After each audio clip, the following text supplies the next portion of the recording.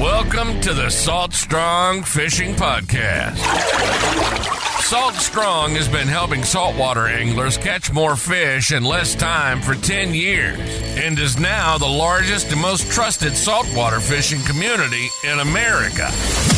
If you want to catch more saltwater fish, then keep listening. If you want to speed up your fish catching results even faster, then join the private insider community at saltstrong.com.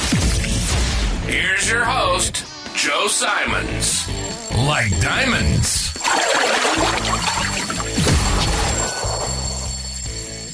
Let them. Hey everybody, Joe Simons, like diamonds, back again, Salt Strong Unchurched. It's good to be back. I was out last week. As many of you heard, I was in Croatia, so I was off for a little bit there, came back for just a few days, and then Luke and I went to Venice, Louisiana, did some big bull redfish and big black drum fishing down there. That place is just an amazing fishery. If you haven't been, Venice, Louisiana is awesome. Really, really special. And you fly to New Orleans, drive hour and a half, 2 hours south, basically the end of the Mississippi River, where all of that bait and crustaceans and water flow is happening. And there's just massive big bull redfish and black drum, and essentially in freshwater. You'll catch bass in between them. Like, whole thing is just so wild. And many times you're sightseeing, but I digress. Today we are talking about the let them theory. And Mel Robbins, an author, speaker, she was the author on this. And I've talked about Mel before on a prior Unchurched podcast. It was called the 5-second rule. That was I want to say a life changer for me. And I'm still using it today, which is pretty cool. I still have it. As I talk about all the time, writing goals down, writing ideas down, and writing big initiatives down and habits that you want to change down, putting them in writing. There's something magical that happens. And so right in front of my desk that I'm staring at every single day, big and bold, on an 8x11 sheet of paper, is called the 5-second rule. It's literally sitting there, and it's essentially to avoid procrastination. So anytime that you feel like you're going to procrastinate or put something off or make that tough phone call or have that tough conversation with someone, or whatever it might be, working out, or just something that you don't want to do, you count down just like they do in the space shuttle. There's no turning back once they start that countdown, and you just go 5, 4, 3, 2, 1, and you do it. Whether it's I had to do it for making our bed for a while. My wife is not a big bed maker. Sorry, babe, for throwing you under the bus or under the bed. But I like to have a clean bed. And I know there is some science and psychology behind it. And so I didn't really love doing it. I still don't love doing it, but I just started every day. I was like, all right, 5. And I wouldn't even get to 1. I just do it. As soon as I start saying 5, 4, now I'm just finding myself just doing it. So now I just do it. Now it's a habit. And now I'm getting used to it. I still don't love it, but I'm getting used to just doing it every single morning after we get up and have some coffee. So anyhow, let's go back to the let them theory. Just finished this book. Really, really wild. And her story starts off pretty cool, especially if you're a parent. You can probably understand this, regardless if you're a parent now, which, in my opinion, a lot of the parents today, including us sometimes, a little bit more helicopter parents, meaning they're way more involved and kind of have to be involved in all their kids' stuff and not letting them fail enough, right? I think anyone who has grandkids now could probably agree with that. I know my parents would agree that they raised us differently than a lot of parents are raising their kids. I will say kudos to my wife and I. Our friends all think we're crazy because of how kind of a loose leash that we let our kids on and kind of let them fail a whole lot more than most of them do.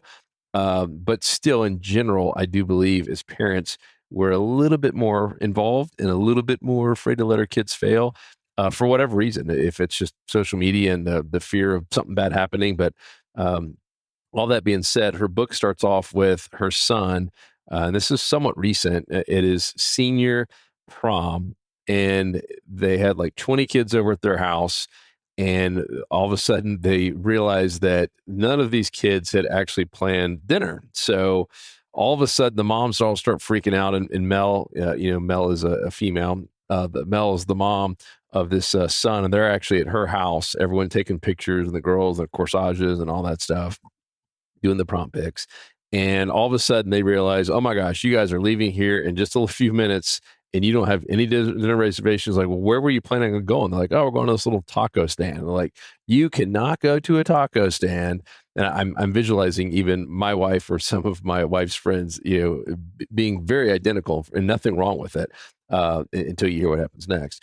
But she's like, you are not going to taco stands. All of a sudden, all these moms are now getting on, whatever restaurant apps they have to see who would have reservations for 20 people. All of a sudden, they can't find anything, and all of a sudden literally this rain just starts pouring down. Like the storm kind of comes out of nowhere, and now they're getting soaking wet. None of them have umbrellas.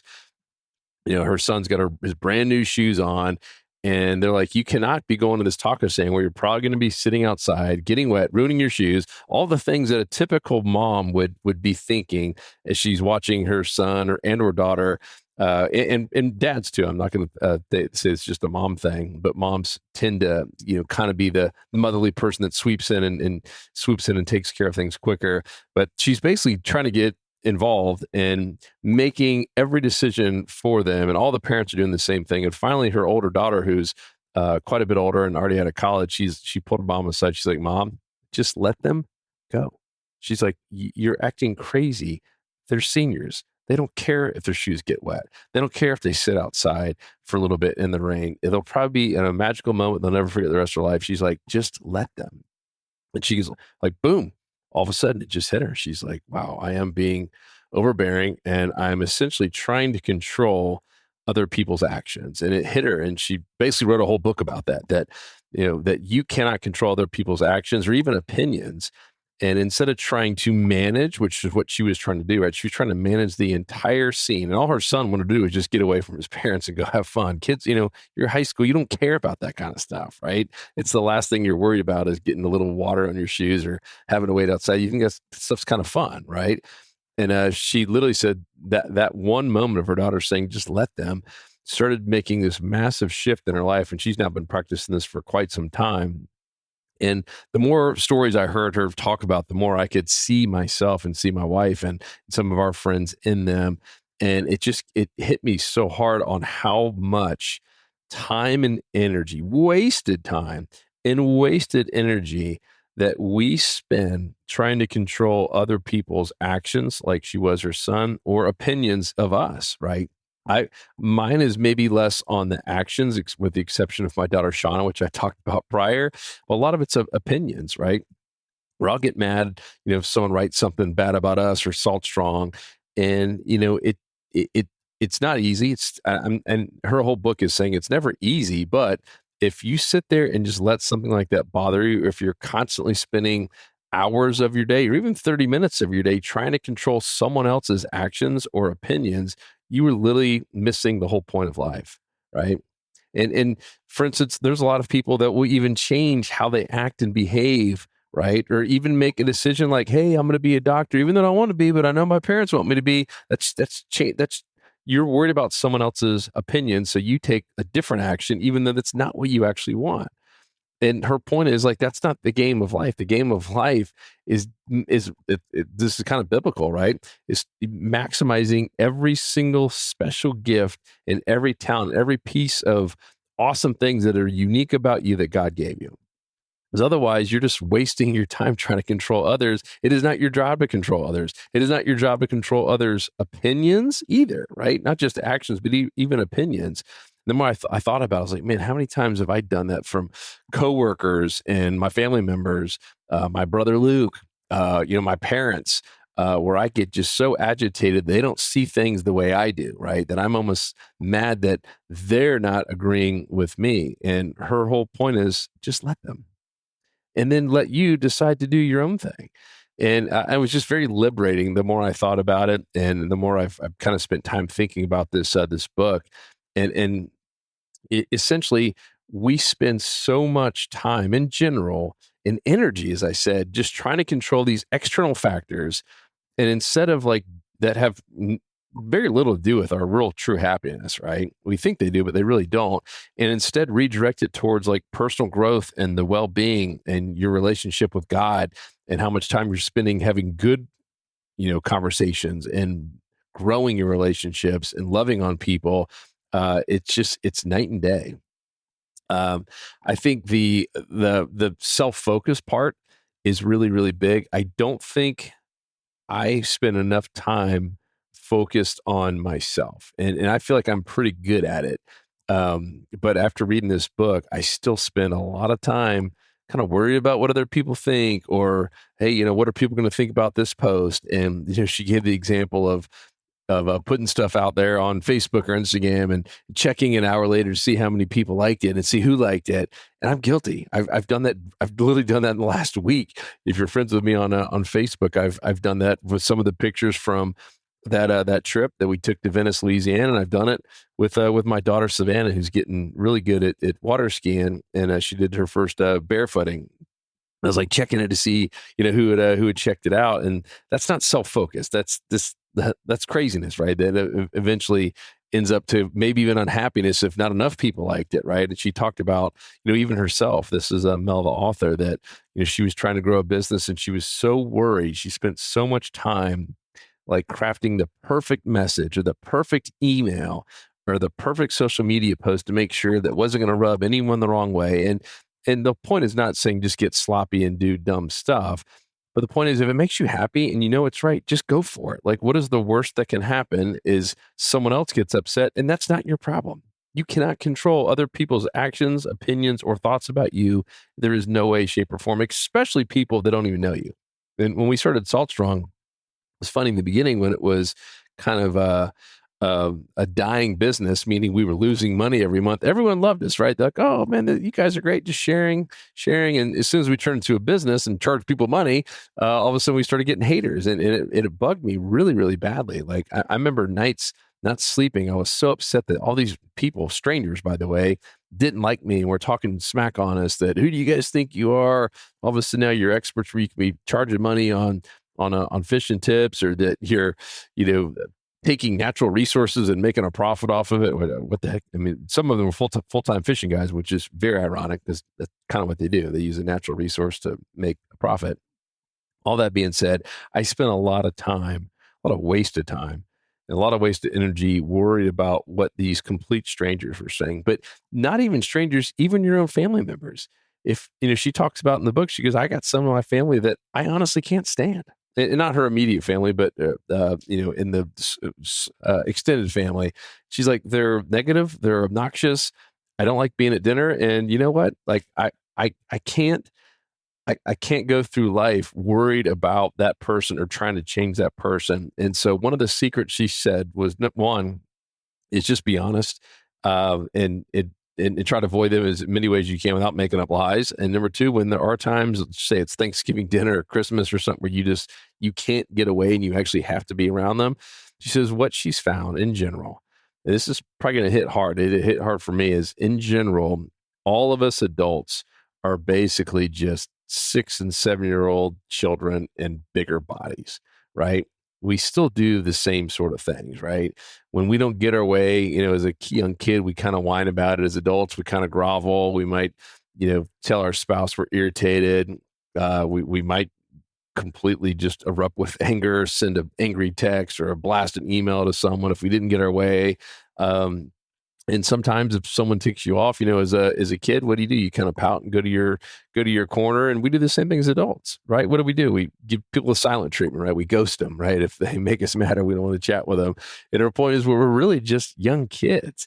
And, when she said this and explaining, she says, so what I do, let's just say it's this person in my family that I really don't like and really has some self-esteem issues, and a lot of the things that come out of this person's mouth and the negative thoughts and the negative, connotations and comments and just the stuff that drives her crazy. She goes, most of it's because the person's insecure and they're just trying to get maybe some attention they didn't have. So she goes, what I do is I envision that person as a 6 or 7-year-old kid.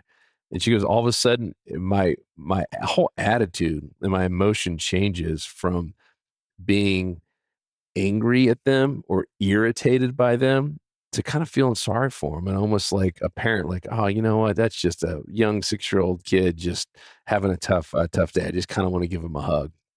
And I really love that because I've had plenty of those, and I'm sure you have as well, or there's some person in your life, and it might even be, she gave an example of someone just sitting behind you on an airplane who's sneezing and coughing all over you, that you might not see again, but it still annoys the heck out of you. Just trying to imagine them.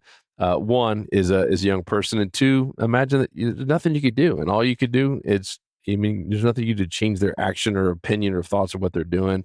Is you got to change your attitude on it. So I love the whole theme. I would encourage you highly to read the book, The Let Them Theory. I'm doing a massive disservice on it, but I wanted to share it with you anytime I read an excellent book, kind of share just the overall theme of it, and I encourage you to read it. So it's Mel Robbins, Let Them. The other kind of part of it, I don't want to ruin the whole book, but it's, step one is let them.